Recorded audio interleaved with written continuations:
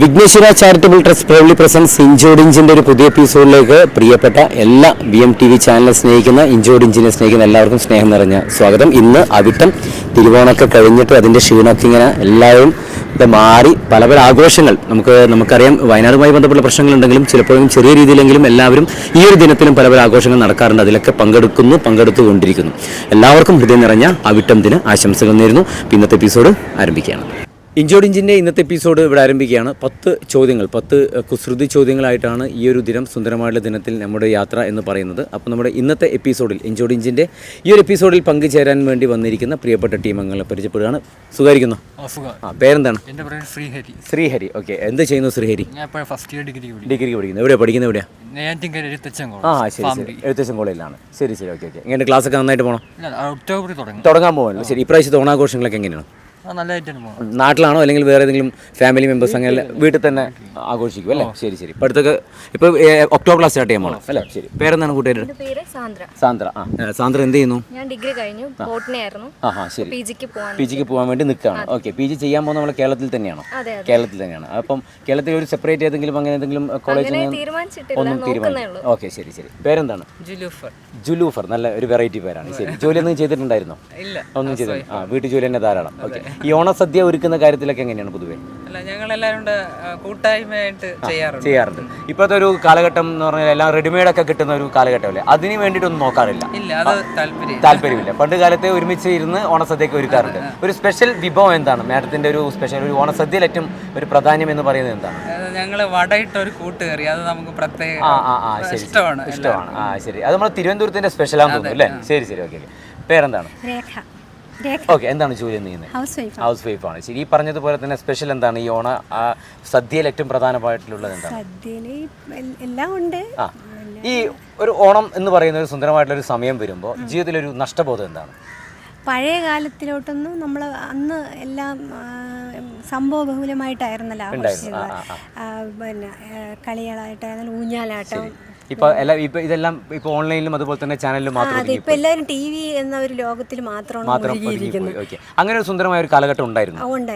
Okay. ചെറുപ്പ കാലഘട്ടം means ആ ഒരു ഓണക്കാലഘട്ടമൊക്കെ എവിടെ നിന്നായിരുന്നു ആഘോഷങ്ങളൊക്കെ? ഇവിടെ തന്നെയായിരുന്നു. എന്റെ വീട്ടിൽ, എന്റെ നാട്ടില്. സ്വന്തം സ്ഥലം എവിടെയാണ്? ഉള്ളൂരായിരുന്നു അല്ലേ? ശരി. ഓക്കെ. അപ്പോൾ അങ്ങനെ എപ്പോഴും നമുക്കറിയാം ഈ ഓരോ കാലഘട്ടം, പ്രത്യേകിച്ച് ഓണക്കാലഘട്ടം വരുമ്പോൾ നഷ്ടബോധങ്ങൾ എന്ന് പറയുന്നത് എപ്പോഴും ഒരു ബാല്യ കാലഘട്ടം തന്നെയാണ്. ചിലപ്പോൾ നിങ്ങളൊക്കെ അനുഭവിച്ചതും ഇവരൊക്കെ അനുഭവിക്കാത്തതുമായ ഒരു സുന്ദരമായിട്ടുള്ള കാര്യം. അപ്പോൾ ആദ്യം തന്നെ ഹൃദയം നിറഞ്ഞ ഓണാശംസകൾ നേരുകയാണ്. Thank you. അപ്പോൾ എന്തായാലും ഞങ്ങൾ വന്നിരിക്കുന്നത് BM-TV ചാനൽ ഒരു പ്രോഗ്രാമാണ്. പ്രോഗ്രാമിൻ്റെ പേര് ഇഞ്ചോഡിഞ്ച് എന്നാണ് പ്രോഗ്രാമിൻ്റെ പേര്. സമ്മാനം തരിക എന്നുള്ളതാണ് ഈ പ്രോഗ്രാമിൻ്റെ ലക്ഷ്യം. പക്ഷേ വെറുതെ അങ്ങ് ചുമ്മാ സമ്മാനം തരാം. സന്ദ്ര പാട്ട് പാടുമോ? ഒരു 2 വരി പാടി കേൾക്കട്ടെ. ഇഷ്ടമൊരു പാട്ട്. ഏതായാലും എനിക്ക് തോന്നി പെട്ടെന്നൊരു കലാകാരിയാണ് തോന്നി. ഓക്കെ. ഇഷ്ടമുള്ള ഓണപ്പാട്ട് അറിയാവോ? ഒന്ന് ഒരു ഇംഗ്ലീഷ് പാട്ട് എന്തായാലും കുഴപ്പമില്ല. ഒരു പാട്ട്, ഇഷ്ടമുള്ളൊരു പാട്ട് സാന്ദ്ര. ഓ, പാടിക്കും. Nice to meet you where you've been. I could show you incredible things. Magic madness, heaven seen. Saw you there and night there. Oh my God, look at that face. You look like my next mistake. What's the game wanna play? Okay. നല്ല വരികളാണ്, ഒന്നും മനസ്സിലായില്ല, എന്നാലും കുഴപ്പമില്ല. ശരി. അപ്പോൾ നമുക്ക് തുടങ്ങാം. ഞാൻ പറഞ്ഞു കുറച്ച് ചോദ്യങ്ങൾ എൻ്റെ കയ്യിലുണ്ട്. അപ്പോൾ ഇൻഡിവിജ്വലായിട്ടല്ല, മീൻസ് ഞാൻ ഒരു ചോദ്യം ചോദിക്കും, ആർക്കാണ് അതിൻ്റെ ഉത്തരം അറിയാൻ പറ്റുക. പക്ഷേ എൻ്റെ കയ്യിലുള്ള ഉത്തരം തന്നെ വേണം എന്ന് ഞാൻ പറയുന്നില്ല. ഏതാണ്ട് കുസൃതി ആവുമ്പോൾ ചിലപ്പോൾ ഒന്നോ അതിൽ കൂടുതൽ ഉത്തരങ്ങളൊക്കെ വന്നേക്കാം. അപ്പോൾ GK ആകുമ്പോൾ അതിന് ഒരു ഉത്തരവും മാത്രം. പക്ഷേ കുസൃതി ആകുമ്പോൾ ചിലപ്പോൾ 2 ഒരു ആപ്റ്റാവുന്ന ഉത്തരം പറഞ്ഞു കഴിഞ്ഞാൽ നമുക്കത് ശരിയായിട്ട് നോക്കാം. ഓക്കെ. ചോദ്യം എന്നാണ് പറയുന്നത്. കുസൃതിയാണ്, ആ രീതിയിൽ തന്നെ മാത്രം എടുത്താൽ മതി കേട്ടോ. ചോദ്യം അടുത്തൊട്ടുക ബ്രോ. ഒന്നിൻ്റെ പകുതിയായ ജീവി ഏതാണ്? ഇതൊരു ജീവിയാണ്. നമ്മുടെ നാട്ടിൻപുറങ്ങളിലും നമ്മുടെ നാടുകളിലൊക്കെ കാണുന്ന വളരെ ചെറിയ ജീവി എന്ന് പറയുന്നത് ജീവനുള്ള എന്തിനേയും ജീവി എന്ന് പറയും. ഇതൊരു ജീവിയാണ്. ഒന്നിൻ്റെ പകുതിയായ ജീവി എന്നറിയപ്പെടുന്ന ജീവി ഏതാണ്? കുസൃതിയാണേ. ഉറുമ്പെന്ന് പറയുന്നു. അരണ എന്ന് പറയുന്നു. ഒന്നിന്റെ പകുതിയായ ജീവി ഏതാണെന്നാണ് ചോദ്യം. ആള് പറഞ്ഞിരിക്കുന്നത് അരണ എന്ന് പറയുന്നു, ആള് പറഞ്ഞിരിക്കുന്നത് ഉറുമ്പ് എന്ന് പറയുന്നു. അതിന്റെ ശരിയായിട്ടുള്ള ഉത്തരം ഒന്നിന്റെ പകുതി എന്ന് പറഞ്ഞാൽ അര. അരണ. Right answer. ഒരു നല്ല കാര്യമാണ് കുറിച്ച് റൈറ്റ്. ഓക്കെ. രണ്ടാമത്തെ ചോദ്യം. നമ്മൾ ഈ GK-ലൊക്കെ പഠിച്ചിട്ടുണ്ട്, ഈ മൗണ്ട് എവറസ്റ്റുമായി ബന്ധപ്പെട്ടുള്ള സംഭവങ്ങളൊക്കെ പഠിച്ചിട്ടുണ്ട്. ചോദ്യം ഇതാണ്. മൗണ്ട് എവറസ്റ്റ് കണ്ടുപിടിക്കുന്നതിന് മുമ്പേ ലോകത്തിൽ ഏറ്റവും ഉയരം കൂടിയ കൊടുമുടി ഏതായിരുന്നു? Kilimanjaro. Mount Everest. Kilimanjaro. Mount Everest കണ്ടുപിടിക്കുന്നതിന് മുമ്പേ ഏറ്റവും ഉയരം കൂടിയ കൊടുമുടി ഏതായിരുന്നു എന്നുള്ളതാണ് ചോദ്യം. മേഡം പറഞ്ഞിരിക്കുന്നത് മൗണ്ട് എവറസ്റ്റ് എന്നാണ് പറഞ്ഞിരിക്കുന്നത്. നമ്മുടെ പ്രിയപ്പെട്ട കൂട്ടുകാർ പറഞ്ഞിരിക്കുന്നത് കിളിമഞ്ചാരോ എന്നാണ് പറഞ്ഞിരിക്കുന്നത്. അതിൻ്റെ ശരി ഉത്തരം എന്ന് പറയുന്നത് mount Everest. Right answer. Okay, മൂന്നാമത്തെ ചോദ്യം. എല്ലാവരും മലയാളികൾക്ക് എപ്പോഴും ഈ ഭക്ഷണത്തിൽ, പ്രത്യേകിച്ചും ഈ സദ്യ, തിരുവനന്തപുരം സദ്യ എന്ന് പറഞ്ഞാൽ ഈ മറ്റ് ജില്ലക്കാർക്ക് പോലും ഒരു അതിശയം തോന്നുന്ന തരത്തിലുള്ളൊരു ജില്ലയാണ്. പ്രത്യേകിച്ചും ഞങ്ങളൊക്കെ മലബാറിൽ നിന്ന് കയറി വന്ന ആൾക്കാർ. അപ്പോൾ നമുക്ക് ഇവിടെയുള്ളൊരു സദ്യ ഭയങ്കര വെറൈറ്റി ആകും. ഈ പറഞ്ഞിരിക്കുന്ന വട ചേർത്തിട്ടുള്ള ഒരു കറിയും അല്ലെ കൂട്ടുകറിയൊക്കെ. ചോദ്യം: ഉണ്ണുന്നുണ്ട്, ഉറങ്ങുന്നുണ്ട്, നീന്തുന്നുണ്ട്, പക്ഷെ കണ്ണടക്കില്ല. എന്താണ്? ഉണ്ണുന്നുണ്ട്, ഉറങ്ങുന്നുണ്ട്, ഉണ്ണുന്നുണ്ട്, ഉറങ്ങുന്നുണ്ട്, നീന്തുന്നുണ്ട്, പക്ഷെ കണ്ണടക്കില്ല. എന്താണ്? പായസം പറയല്ല. ഉണ്ണുന്നുണ്ട്, ഉറങ്ങുന്നുണ്ട്, പക്ഷെ എന്താ പറയാ, നീന്തുന്നുണ്ട്, പക്ഷെ കണ്ണടക്കില്ല. അതിലൊരു ജിക്ക് ഒളിഞ്ഞു കിടക്കുന്നുണ്ട് കേട്ടോ. ഉണ്ണുന്നുണ്ട്, ഉറങ്ങുന്നുണ്ട്, നീന്തുന്നുണ്ട്, പക്ഷെ കണ്ണടക്കില്ല. മുതല പിന്നെ അല്ല, ഇതൊരു ജീവനുള്ളൊരു സംഭവമാണ്. ജീവനുള്ളത് ഇല എന്ന് പറയുന്നു. ഉണ്ണുന്നുണ്ട്, ഉറങ്ങുന്നുണ്ട്, നീന്തുന്നുണ്ട്, പക്ഷെ കണ്ണടക്കില്ല. ഏതാണ്ട് കരുത്തെത്തി. മത്സ്യം. റൈറ്റ് ആൻസർ, മത്സ്യം. ഉണ്ണുന്നുണ്ട്, ഉറങ്ങുന്നുണ്ട്, നീന്തുന്നുണ്ട്, പക്ഷെ കണ്ണടക്കില്ല. മത്സ്യം. Right answer. അടുത്ത ചോദ്യം. ഓക്കെ, ഒന്നും ചിന്തിക്കുന്നില്ല.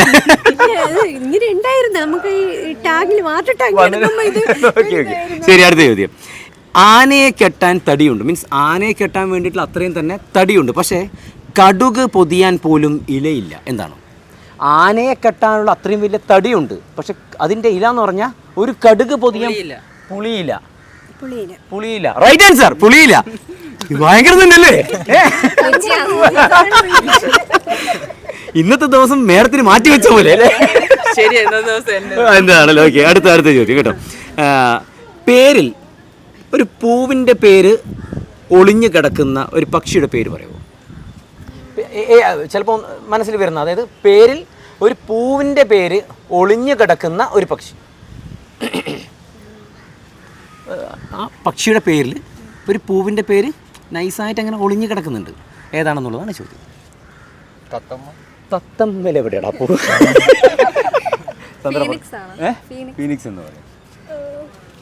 ഫീനിക്സ് പക്ഷി എന്ന് പറയും. ഈ നമ്മൾ ഒരു ക്ലൂ തരാം. ഈ ഓണക്കാലഘട്ടവുമായി ബന്ധപ്പെട്ട് നമുക്ക് ഈ പൂവിൻ്റെ പേരിലുള്ള പാട്ടുകളൊക്കെ ഉണ്ട്, കവിതകളുണ്ട്. പൂവിൻ്റെ പേരിൽ ഒളിഞ്ഞു കിടക്കുന്ന പേരിൽ പൂവുള്ള പക്ഷി. ഓക്കെ, അതിൻ്റെ ശരി ഉത്തരം എന്ന് പറയുന്നത് വേഴാമ്പൽ. വേഴാമ്പൽ. ഓക്കെ, അടുത്ത ചോദ്യം. ആൺകുട്ടിയുടെ പേരിൽ അറിയപ്പെടുന്ന പലഹാരം ഏതാണ്? ഓണത്തിൻ്റെ ഏറ്റവും പ്രധാനം.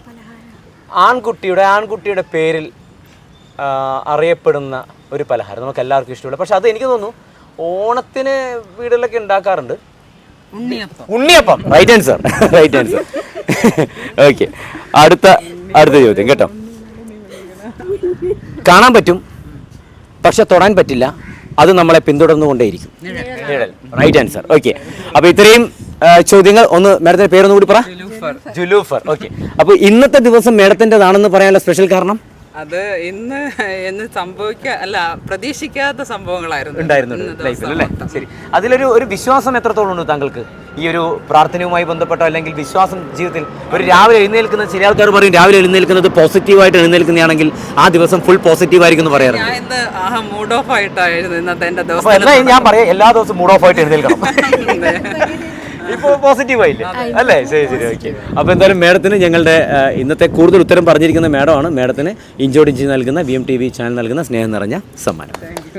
ഇതൊരു പൊന്നോണ സമ്മാനമായിട്ട് കൂട്ടണം. അപ്പോൾ എന്തായാലും സന്തോഷം.